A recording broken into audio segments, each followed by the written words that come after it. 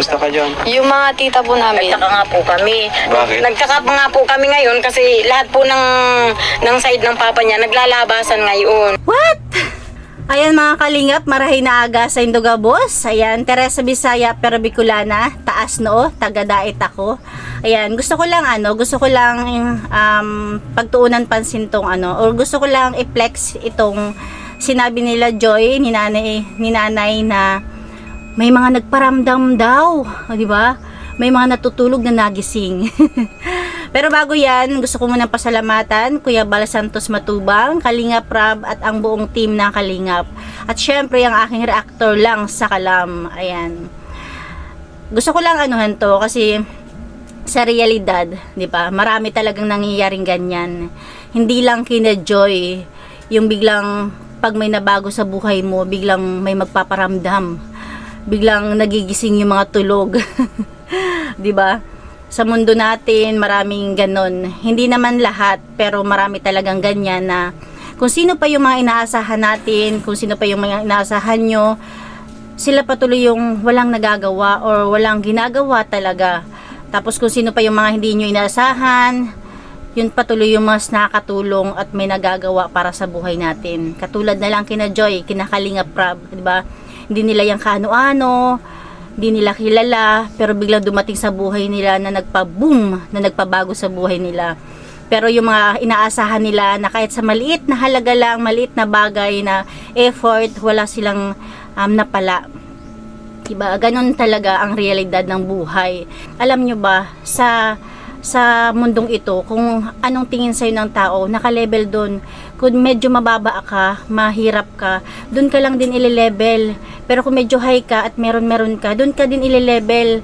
Diba? Kaya bilang ikaw sa sarili mo, wag mo ipakita sa ibang tao na kawawa ka. Kung ayaw mong kawawain ka.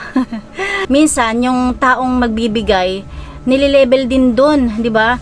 Na kailangan ganito yung ilbigay, dapat magugustuhan, dapat maganda, dapat mamahalin, di ba? Pero kung ang pagbibigyan is mahirap lang, naka low level lang ng pamilya or ng tao, yun lang din yung ibibigay. Na maling-mali po, di ba? Halimbawa, ikaw, na-bless ka, gusto mong mag-share o gusto mong magbigay ng may gusto kang pagbigyan. Ang piliin nyo, yung walang kakayahang makapagsukli, walang kakayahang bigay din, 'di ba? Kasi kung ang bibigyan mo is yung meron na, baka nga hindi pa nilang appreciate yun masyado, 'di ba? Samantalang kung ang pagbibigyan mo is yung wala, talagang kahit maliit na bagay yan, katanggap-tanggap nila yan, matuwang-tuwa na sila diyan. Dapat ganon. Katulad na lang nila Kalingap Rab, o 'di ba? Hindi biro yung tulong nila. Kasi hindi lang basta pera, hindi lang basta gamit ang binibigay nila, bahay na minsan nga may kasama pang lupa, 'di ba? Tapos hindi lang 'yan basta isang beses lang, ina-update nila lagi 'yan kung kumusta na ba kayo, kumusta na yung nangyari sa buhay nyo, 'di ba? Ayun. Ganun talaga sa realidad na dapat hindi, wag nating gawin 'yon, wag nating hayaan na maging ganun tayo. Kung hindi nyo napapansin ang sarili nyo, ayan, pansinin nyo na, isip-isipin nyo na kung nabibless kayo, magbibigay kayo ng tulong o magbibigay kayo ng regalo, doon na sa, talagang ma-appreciate yung ginawa nyo, katulad nila Kalingap Rab. Ayan. Sa buhay nila ngayon, sa buhay nila Joy ngayon, nararanasan nila yan sa mga kamag-anakan, na yung kung sino pa yung inaasahan nila na tutulong sa kanila, wala. Pero ngayon, nung napanood sila kay Kalingap Rab, biglang mga nagparamdam, 'di ba? Na halos hinihingi na nga yung GCash nila para magpadalhan. Ito, panoorin natin. Pero bago pala yan, panoorin muna natin to.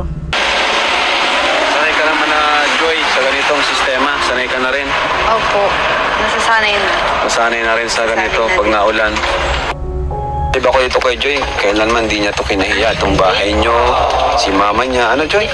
Talagang deserve niyong matulungan kasi sa tinagal-tagal ng panahon, wala, di mo iniwan sila nanay nyo. Nag-aalala din po ako kay mama pag ganitong nag-uulan. Nag-uulan din dito sa loob. Kaya, Sabihin, tuwing umuulan, sobrang pag-aalala mo, syempre, Ayan, bali sa mga hindi pa pala nakakaalam, kasi si Joy po is nasa sentro na ng Daet. Doon siya nag-aaral, tapos nakakapag-sideline siya ng trabaho. Kaya ang naiiwan na lang dyan is si Bunso at saka si Nanay. Kaya tuwing umuulan, masama yung panahon, kahit papano is nag-aalala siya. Kaya tuwing wala siyang pasok, umuwi rin naman siya dyan, di ba? Kaya talaga marami talagang humahanga, marami tagahanga to si Joy dahil napakaganda na at napakabait pa na bata. Minsan ba, Joy, pinangarap mo rin na, syempre, mas maayos sana ang buhay nyo kung mayroon kang tatay, ano? Minsan ba naisip mo yun na sana Opo. Naisip mo yun? Opo. Kasi ilang taon kasi mula nung nawalan ka ng tatay? Hindi ko pa po tanday, bata Hindi mo ko po natanda, ako bata ka nun. pa. Eh di, minsan na ka rin, naisip mo na sana may tatay ka, gano'n. Para po sa akin, hindi ko naman po talaga na magkaroon ng Tatay. tatay. Opo, okay lang po kami na lang. Tapos basta masustentuhan lang po niya kami. Ayan. Siyempre, 'di ba? Iniwan sila Joy nung maliliit pa. Habang lumalaki yan, habang nagdadalaga na siya, minsan 'di ba, lahat naman 'yan nararanasan, yung tipong nangangarap, nag-i-imagine na paano siguro kung hindi sila iniwan ng tatay nila, siguro maganda-ganda yung buhay nila, 'di ba? Pero ngayon, excuse me. Pero ngayon, hindi na talaga pinangarap ni Joy na mabuo pa sila. Mas okay na sa kanila na sustentuhan lang sila, 'di ba? Na okay na yung ganyan sitwasyon nila. Hindi niya na pinangarap yung ganyan. Siguro nung bata-bata siya, hinahangad niya ganun. Pero ngayong malaki na siya, hindi na nila ini-expect na or hindi niya na gusto na dumating pa yung papa nila. Mas okay nang ganyan. Basta sustentuhan lang sana sila. Diba?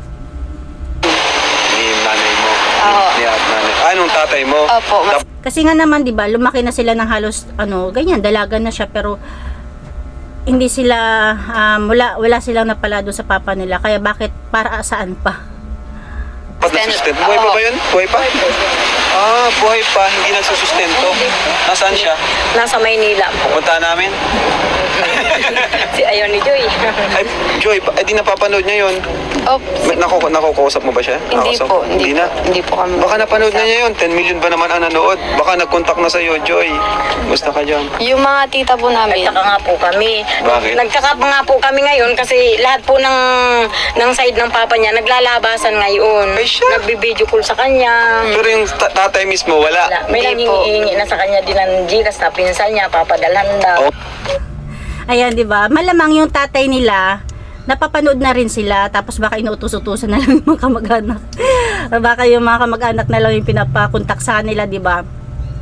Ayan ang nga sinasabi. Kung noon na mas kailangan sila nila Joy, wala, 'di ba? Sabi nga ni nanay, kahit 200 nanghihiram sila pero hindi sila binibigyan. Pero ngayon na napanood na sila kay Kalinga Prab na marami nang nakikisimpat siya, bigla silang naglabasan, 'di ba? Kaya marami silang magiging basher talaga. Hindi nila maiwasan 'yan. Ayan, ibig sabihin po, may mga humingi ng Gcash ng mga tiyuhin mo, ganun. May mga pinsan ka ba doon na kilala mo? Marami po. Ngayon na po naglabasan. Naglalabasan. Ngayon lang, pero simula't simula, wala natulong sa amin. Ngayon, Baka naman kasi di alam yung kalagayan nyo. alam po nila. May minsan nga po, may time nga po na nangihiram ako kahit 200, wala, di kami talaga napapadala, hindi kami binibigyan. Gipit din daw. O, 'di ba? Yan na nga, diyan na nga naka-level dahil porket mahirap sila nila pinapansin. Ngayon na mababago na ang buhay nila Joy, na talagang mababago na. wala tayong update ngayon na bago, pero mababago na. Ayan, bigla silang naglalabasan. Yung mga natutulog nagising. Po kasi sila. Joy, may gusto ka bang sabihin sa yung tatay? Wala po. Wala. Ayoko. Bakit ayaw mo? Nahiya ka? Ayoko. Ayaw mo lang magsalita? Ayoko po Parang, ano ba? Galit ka ba sa kanya o wala lang? May konting tampo. galit na may konting tampo. Ganun po. Kasi iniwan nga kayo. Opo. Ay, may iba na ba ang pamilya? May iba na po. Ay, Saka po, kahit grabe. ano niya, kahit yung birth certificate nila, hindi niya inasikaso. Ayan, kaya hindi naman talaga natin masisisi sila Joy na medyo nagkaroon talaga sila ng sama ng loob sa papa nila, ng tampo, kasi 'di ba, simula bata pa sila hanggang ngayon, 'di ba? Hindi man lang sila talaga inintindi na kahit nga birth certificate nila hindi talaga inasikaso, na mas mabuti na nga lang dahil ibig sabihin ng apelyido nila is sa nanay nila, hindi nila nadala 'yun. 'Di ba? Kasi ayan, nakakasama naman talaga ng loob, lalo pat alam mo na yung papa mo medyo maganda-ganda yung buhay, tapos hindi man lang kayo naaalala. Tapos syempre may mga nakakarating sa kanila na mga balibalita na maganda yung buhay ng papa nila, tapos sila ni Singkong Duling hindi sila naaalala. Hindi po. Kaya sa apelyido po baga po yan. Ibig sabihin talaga, malay, gusto mong ano, pero alam naman niya na may sama ka ng loob sa kanya. Opo, kasi hindi nga po ako I-reply, sa kanya. Oo, hindi ka nag-reach out. 'Di ba? Di sana man lang nag-e-effort yung tatay niya na mapalapit yung loob niya sa mga anak, pero wala. Yung bunso lang po namin ang may Grabe naman, contact sa ano? kanya. So, masakit kasi Kaya sana panindigan na lang ng tatay niya na wag na siya magparamdam. Kahit sumikat na si Joy, kahit medyo umangat na ang buhay nila, wag na siya magparamdam. Pero sana, yung sama ng loob ni Joy, yung hinanakit niya sa tatay niya, dahil ngayon medyo mababago na yung buhay niya, mawala na yun. Pero hindi na nila tatanggapin, syempre. Para lang mas magaan ang pamumuhay nila. Alisin na nila yung sama ng loob, yung galit, di ba? Na baka sabihin, madali ko lang sabihin dahil wala akong sa sitwasyon. Yun, dahil wala nga ako sa sitwasyon ni Joy, dahil kung ako yun, baka ganun din, masama ang loob ko. Pero dahil wala ako sa sitwasyon na ganun, pwede ako magsabi kay Joy na yun, alisin niya sa puso niya yung hinanakit niya, yung tampon niya, kasi para mas magaan sa pakiramdam at mas mabless sila, 'di ba? Kasi mababago na yung buhay nila. Bahala na ang papa niya, may karma yun. Yun naman yung gusto ni Lord, 'di ba? Dapat is magpatawad tayo na na kay Joy din yan blessings. talaga yun para kay Joy na tingnan nyo naman po. Pero kapag bumalik, wag na talaga nilang tatanggapin. Syempre, naku, maraming magagalit. Yung kalagayan ni Joy, oh.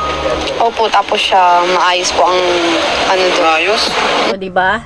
Yun pa, kasi dalaga na siya eh. Syempre, marami na siyang nalalaman na maganda yung sitwasyon ng papa niya, maayos, tapos sila ganyan, di ba? Sira-sira yung bahay nila, ni sustento, wala.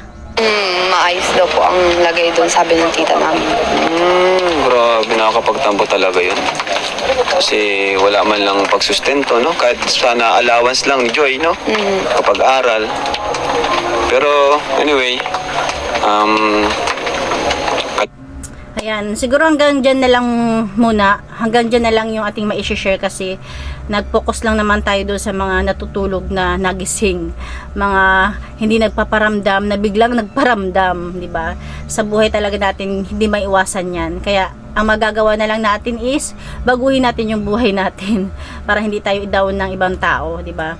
Kaya doon sa pamilya ni Joy, sa part ng lalaki, ayan, siguro, good luck sa inyo. Good luck sa mga basher nyo. Tapos, dead man na lang sila kay Joy. Di ba? Kasi si Joy is, mababago na yung kanilang buhay. At saka sana, ayun nga, alisin na niya yung sama ng loob, yung bigat ng nararamdaman niya para mas mabless sila. Pero pag bumalik yung papa nila, wag nilang tanggapin. Kaya lang sabi ni Joy, hindi naman daw bumabalik. At hindi na yun babalik dahil may pamilya na. Di ba? Advance lang mag-isip yung ating mga viewers, tayo, di ba, na baka bumalik, tanggapin nila, wag na. Patawarin, pero hindi tanggapin. Ayan, thank you mga kalingap. Sabi nga lagi ni Kalingap Rab, Jesus loves you. Ayan, God bless you all.